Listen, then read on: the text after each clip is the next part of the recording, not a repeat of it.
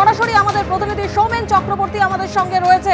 সৌমেন, যে ঘটনা ঘিরে, যে প্রসূতি মৃত্যুর ঘটনা ঘিরে মেদিনীপুর মেডিকেলেই তোলপাড় করা একেবারে সাড়া পড়ে গেছে এবং একাধিক অভিযোগ উঠেছে, যে কি হয়েছে, কি অভিযোগ উঠেছে, বিস্তারিত জানাও।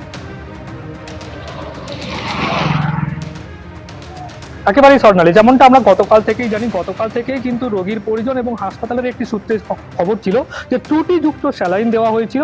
কারণ স্যালাইন দেওয়ার পরে এই 5 জন প্রসূতি অসুস্থ হয়ে পড়ে এবং শুধুমাত্র অসুস্থ নয়, গুরুতর অসুস্থ। কারণ এদের মধ্যে 3 জনকে সিসিইউতে ভর্তি করা হয় এবং যাদের মধ্যে একজন মারা গিয়েছে গতকাল রাতে, এবং জানিয়ে উত্তেজনা ছড়ায়। এবং এটা বলা ভালো যে হাসপাতাল সুপারকে আমরা সকাল থেকে একাধিকবার এই বিষয়ে প্রশ্ন করার জন্য ফোন করি, কিন্তু তিনি ফোন তোলেননি এবং তিনি এখনো অবধি মিটিংয়ে রয়েছেন। তাকে ফোন করা হলে তিনি মেসেজ করে জানান তিনি মিটিংয়ে রয়েছেন, কিন্তু কোনো রিপ্লাই দেননি। আমরা জেলা মুখ্য স্বাস্থ্য আধিকারিককে একবার পেয়েছিলাম, তিনি যেমনটা জানিয়েছেন যে ঠিক কি কারণে মৃত্যু আমরা খতিয়ে দেখছি। স্যালাইনের বিষয়টা প্রশ্ন করা হলে তিনি সেম উত্তর দেন যে স্যালাইনের কারণে নাকি অন্য কোনো কারণে, সেটাও খতিয়ে দেখবো।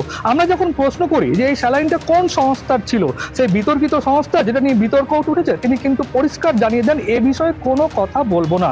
আমরা যখন এরপরেও প্রশ্ন করি যে কেন কিছু বলবেন না, যে বিতর্কিত সংস্থার স্যালাইন নিয়ে বারবার ধরে প্রশ্ন উঠছে, তিনি আবার সেই একই উত্তর দেন যে এই বিষয়ে আমার কোনো উত্তর নেই। অর্থাৎ তখন থেকেই কিন্তু সন্দেহ ছিল যে এই স্যালাইনের বিষয়টা এড়িয়ে যাচ্ছেন কেন।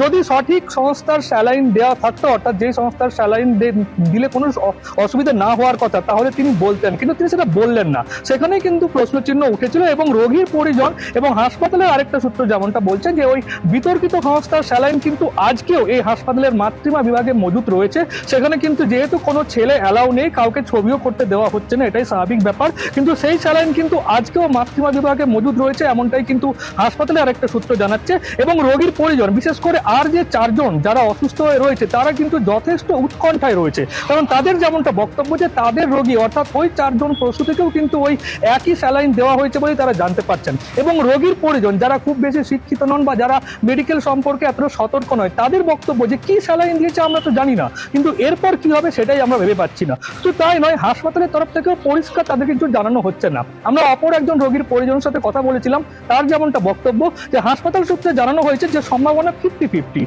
এই 50-50টা কিসের জন্য সেটা তিনি বুঝতে পারছেন না। কিন্তু স্বভাবতই যে এই ঘটনার পরে যেহেতু এই বিতর্কিত সংস্থার স্যালাইন দেওয়া হয়েছে, তারপরে যেমন একজন যেমন মারা গিয়েছে, তেমনই আর যে 4 জন অসুস্থ রয়েছে, যাদের মধ্যে 2 জন গুরুতর অসুস্থ বলে জেলার মুখ্য স্বাস্থ্য আধিকারিক জানিয়েছেন, তাদের পরিজনরাও কিন্তু যথেষ্ট আশঙ্কার মধ্যে রয়েছে যে এরপরে কি হবে। আগামীকাল একটা টিম যাচ্ছে, খুব সিনিয়র ডক্টরদের টিম, কেন হয়েছে, কি ঘটনা আছে। মায়ের মৃত্যু যেটা আছে সেটা প্রত্যেক মা মৃত্যুই আমরা ইনভেস্টিগেট করি, তো এটা নিয়ে আবার একটা ইনভেস্টিগেশন হবে, প্রপারলি ইনভেস্টিগেশন করে দেখা হবে। মায়ের মৃত্যুর আমাদের অডিট করা হয়, সেই অডিট প্রক্রিয়া আরো দ্রুত ভাবে করতে আগামীকাল একটা এক্সপার্টদের টিম যাচ্ছে, তারপরেই বলতে পারবো। ওখানে একটা ব্যাচে প্রবলেম, সেটাও ইনভেস্টিগেশন গুলো হচ্ছে, রিপোর্ট গুলো আসুক, তারপরেই কিছু বলা সম্ভব আছে। রুটিন ইন্সপেকশন হয়েছিল কর্ণাটকে, আমরা পেয়েছিলাম ঘটনা, ওখান থেকে বলা হয়েছিল joint manufacture, both centre and state team গিয়ে জয়েন্টলি এটা পুরো জিনিসটা দেখছে, কেন এটা জয়েন্ট ম্যানুফ্যাকচারিং লাইসেন্স হয়ে থাকে।